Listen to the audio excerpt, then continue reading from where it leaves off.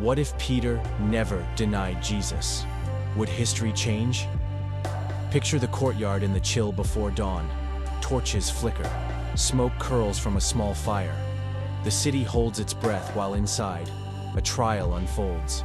And in this version of the story, there's a quiet detail you can't unhear. The rooster never crows, because Peter never denies.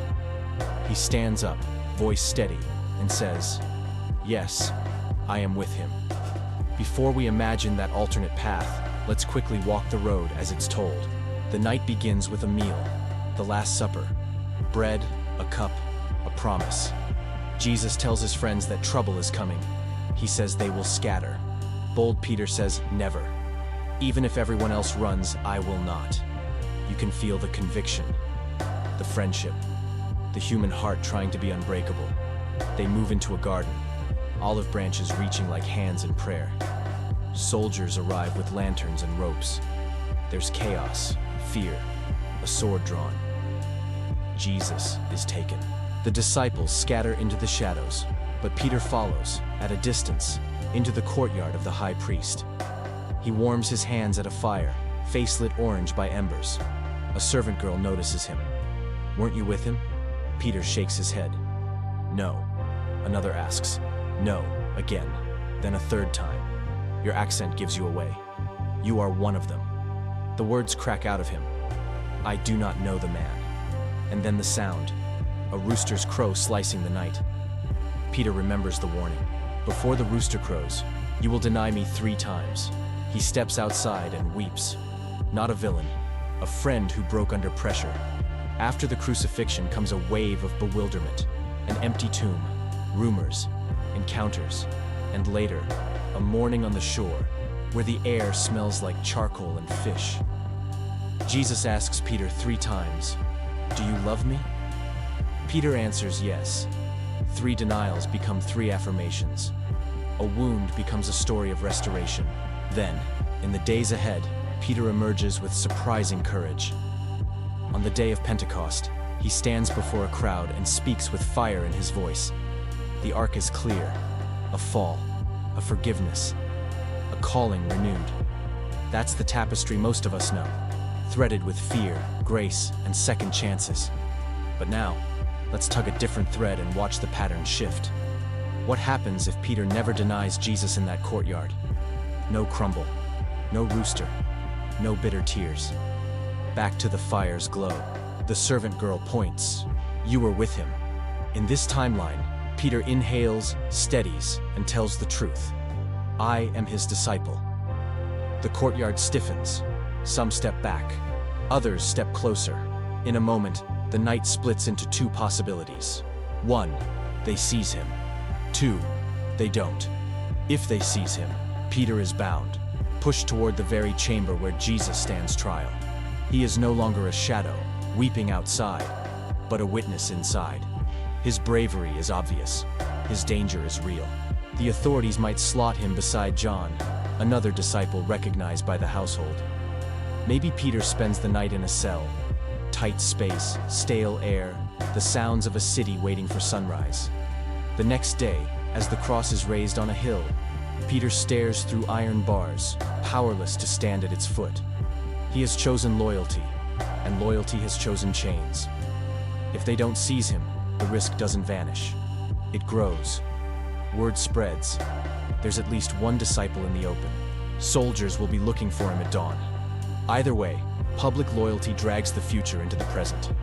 The movement's most impulsive leader has publicly tied himself to a condemned teacher. Now follow the ripples. Without the denial, there is no sting of the rooster, no collapse, no night of weeping that scars Peter's memory. He wakes the next morning with grief, yes, but not self-betrayal. He hasn't failed his friend. The story he tells himself is different, and stories we tell ourselves are the maps we follow. On the shore after the resurrection, that famous breakfast scene changes tone. There is still warmth. There is still calling. But instead of 3 aching questions that heal a wound, do you love me? We get something else. Maybe a direct commissioning with no need to mend a fracture. Peter might hear, you stayed, you spoke. Now feed my sheep. Same mission, different medicine. The tenderness changes, from a balm over shame to a nod toward courage. What does that do to the early church? Picture Pentecost. Flames flicker above heads, a crowd gathers, and Peter steps forward again. In our world, his voice carries the weight of someone forgiven. Someone who knows what it's like to break and be lifted. In the alternate world, his voice carries the weight of someone steadfast. Someone who stared risk in the face and did not flinch. Both are compelling. Both draw people in, but they attract slightly different hearts. The repentant leader and the unbroken loyalist create different cultures. The first says, "There's room for your collapse here, and there's a way back." The second says, "Stand firm, even when it burns." Neither is wrong, but each becomes a tone that rings through time. Let's push the timeline. If Peter is detained the night of the trial, the authorities get a head start in mapping the movement. The crackdown could come earlier, sharper. Street corners whisper. Doors are locked. The hope-filled message doesn't vanish. It spills into new alleys faster, channeled by fear's pressure. Sometimes persecution is wind on embers. It spreads the fire. If Peter remains free but publicly identified, a different tension forms. He becomes a living flag, planted where everyone can see it. Some are inspired. If Peter can stand, so can I. Others recoil. The price is too high. The movement grows in courage and shrinks in caution. This could accelerate the first wave of martyrs. It could also, paradoxically, hasten the movement's spread beyond Jerusalem as people flee and carry their story with them. In our timeline, Stephen's death becomes a catalyst for dispersion. In this one, that catalyst might come sooner, or in a different form, with Peter's open loyalty as the starter pistol. Now zoom out from fear and law and lanterns. Think about art, memory, and the little symbols that thread through centuries. In our world, the rooster becomes more than a farmyard alarm.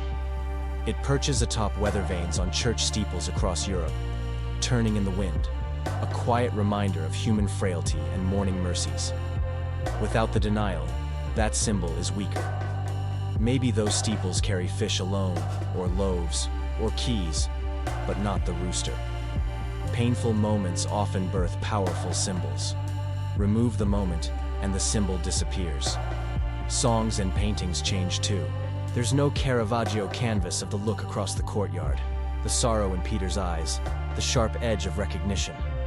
Instead, perhaps we get scenes of Peter speaking in the open, shoulders squared, a young guard frowning in confusion.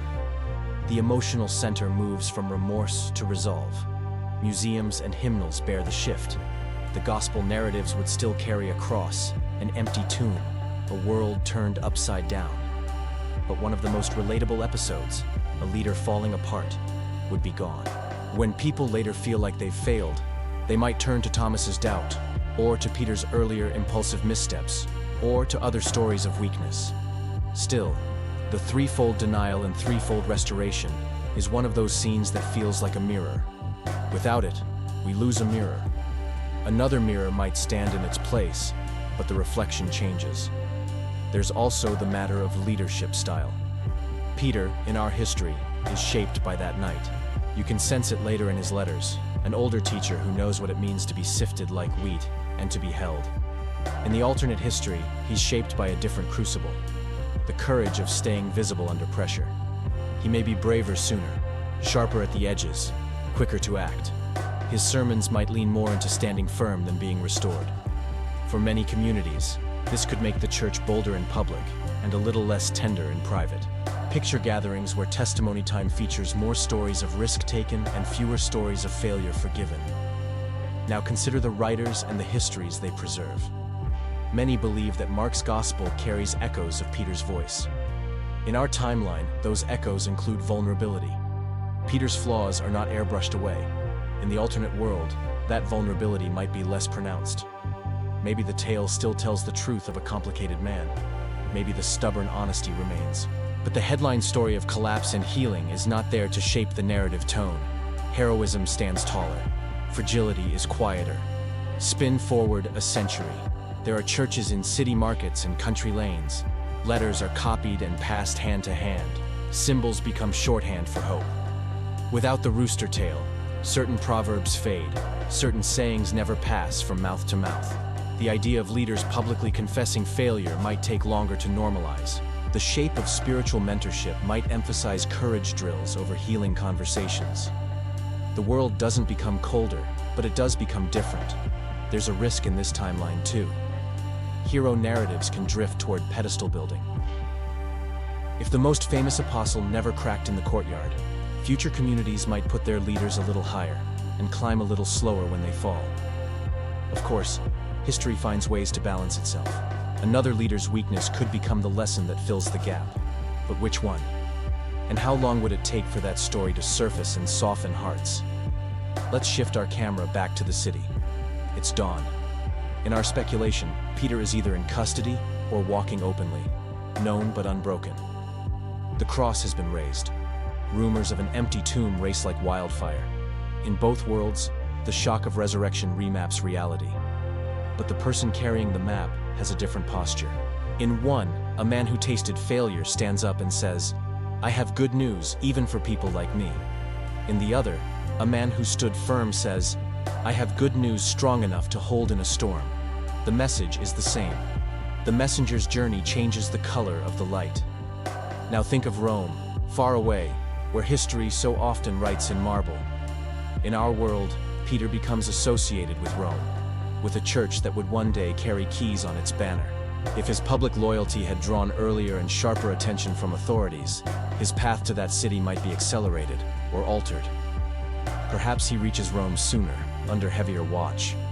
Perhaps he is pressed to the outskirts and speaks to smaller gatherings, his legend growing in a hushed tone rather than a thunderclap. Or perhaps his early reputation as the disciple who would not break under pressure becomes a beacon that draws seekers and skeptics to hear the man who lived through the fire and didn't run. Meanwhile, back in Jerusalem, leadership might distribute differently. John, the quiet witness, could still become a pillar. James, with deep roots in the city's rhythms, might carry more weight earlier on. The council of leaders, the circle that decides where to go next, would still form. But the arguments around the table would bend around a slightly different Peter, braver sooner, less haunted. If there's less to heal, there's more room to plan. Here's a curious domino. Evangelism, the act of telling the story, often thrives on two modes: testimony of transformation and testimony of endurance. Our world gives Peter both. The alternate world leans into endurance. This might sway the earliest songs and poems. We'd hear more about standing through the night, less about tears in the dark. The children listening by lamplight would grow up with a slightly different lullaby. Not better, not worse, just different. Now a question arises. Does the absence of Peter's denial make it harder for everyday people to see themselves in the story? Some will say yes. After all, who hasn't buckled under pressure, said the thing they regret, or kept silent when they meant to speak? Without Peter's tears, we lose a companion in our own. Others will say no. Many need a different companion, the one who stood when it counted. When the pressure comes, we replay stories. Which story plays in your mind changes how your knees respond. At this point, I'm curious about your read on the heart of this shift. Does a church shaped by unwavering leadership feel safer or sterner to you? Share your take in the comments. I'd love to hear how you think the culture changes. And if you enjoy these respectful what-if journeys, tap like so this series finds more thoughtful viewers, and subscribe to catch the next chapter. Let's return to the courtyard once more. In our world, the rooster crows and the sound is almost a mercy, because it stops the spiral and lets the healing begin. In the alternate world, there's no rooster, no spiral, no ragged wound to mend. But there is still loss, still a friend taken, still the question: what will we do now? In both stories, the answer becomes a movement. Small at first, then wide as the world. There's a subtle lesson here about how communities are shaped. We become like the stories we rehearse. If we rehearse Peter's failure and restoration, we become specialists in grace. We notice the people on the edges with their heads down and we say, "Come sit with us, there's a way back." If we rehearse Peter's unwavering courage, we become specialists in steadfastness. We lock arms and say, "Don't flinch, night is almost over." Most communities need both. Maybe the gift of this thought experiment is seeing how fragile the balance is and how precious. It's tempting to pick a timeline and declare it better. But that's not our goal. We're not revising sacred history. We're looking through a kaleidoscope, noticing how one turn changes the pattern of light. The truth glowing at the center doesn't change. Friendship under pressure, hope after darkness, a calling that outlives our moments of weakness or strength. Think again about the symbols. If the rooster never becomes a church's weather vane, another symbol would rise in its place. Maybe a lantern for nights when you choose to be seen. Maybe a key, not only for authority, but for commitment. Keys open doors, but they also lock them behind you when you step into a choice. Symbols are the anchors of memory. They are how children ask their elders, "What does that mean?" And a different answer would have traveled down the centuries. There's also a human tenderness in knowing that the person who later stood fearless once fell apart. It gives permission. It says, you don't have to be the hero every hour to carry a heroic story. Remove that, and some people might hide longer when they are hurting, thinking courage is the only ticket in. On the other hand, the story of a man who never backed down can carry someone through a midnight decision at a hospital desk, or a classroom, or a street corner. Which story meets you tonight? That's the beauty of narrative. It arrives where you are. And what of Peter himself, the man beneath the legend? In our history, he is both rock and river, steady in calling, changeable in mood. His denial doesn't define him, but it certainly informs him. In the alternate world, his loyalty in the courtyard becomes the pivot. He's still rock and river, but the current flows differently. He speaks with the authority of someone who did not break. In debates, he might be firmer, because his internal judge is quieter. The boy who once sank while walking on water becomes the man who learned not to sink in a different way. Follow the story to its bittersweet horizon. Tradition speaks of Peter's martyrdom. There's gravity there, an ending that reads like a seal on a life of courage. In our world, that courage is a redeemed courage. In the alternate world, it is a long, unbroken line. That difference might change how later generations talk about sacrifice. One version says, even the broken can finish brave. The other says, bravery can begin early and never stop. If you're raising a family or guiding a community, which message do you need more this season? The answer changes with the weather of the soul. So, what if Peter never denied Jesus? The rooster would be quiet. Art would look different. Some songs would never be written. Leaders might stand taller sooner. Churches might speak a little louder in public and whisper a little less in private. The map of courage and the map of mercy would still be printed, but the order of landmarks would change. In the end, we're left with a quiet awe at how one night, one sentence, can tilt centuries. We're left, too, with gratitude for the story we have, because it holds both the trembling and the triumph. And maybe that's the point of a gentle what if, to remind us that every choice carries echoes, that every courtyard moment matters, and that history, ours and the world's, turns on words spoken, or not, under torchlight. As the dawn rises over Jerusalem, in one world a rooster crows and a fisherman weeps. In the other, a fisherman squares his shoulders and steps into the light. Either way, the sun keeps coming up. Either way, hope refuses to be quiet. And either way, the story calls us, not to argue over the past, but to live with a little more courage and a little more grace today.